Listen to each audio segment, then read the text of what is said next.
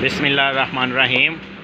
दोस्तों UPS आया साढ़े को होमे च 1002 मॉडल एक्सट्रीम 1002 मॉडल आया वा साढ़े को UPS। ਇਹਦਾ ਫਾਲਟ ਆ ਰਿਹਾ कि ਇਹ ਫਾਲਟ ਦੇ ਰਿਹਾ 3 ਇਹਨੂੰ ਆਨ ਕਰਦੇ हैं और ये फॉल्ट 3 ਤੇ ਚੱਲ ਜਾਂਦਾ।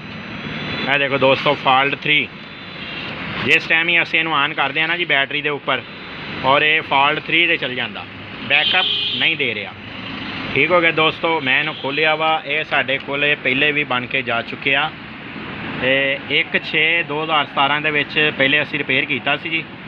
और ਇਹਦਾ फॉल्ट इस टाइम जो आ रहा ना 3 वो 740 IRF 740 ਇਹ 4 IRF 740 लगे होंगे दोस्तों। इन्हां विचों 2 IRF अगर जले होण ते 7 फॉल्ट आता, और अगर ये इधरली साइड के 2 जले होण IRF 740 तो 3 फॉल्ट आता। तो चारे कढ़ के चेक करते हैं तो फिर इंशाल्लाह तुहानूं दस देना जो 2 किहड़े जले हुए। दोस्तों असी ये चारे IRF 740 चारे चेंज कर दिते। है पे 4 है IRF 740।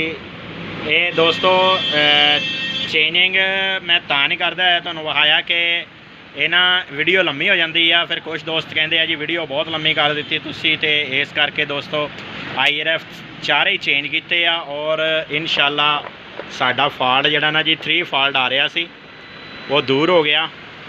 और माशाल्लाह देखो 229 वोल्ट इस टाइम दे रहा आउटपुट। और तुहानूं इहदी मैं चार्जिंग भी चेक कराना, 229 आउटपुट दे रहा।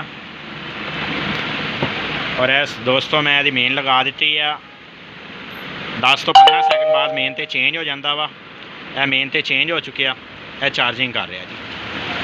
ओके हो गया।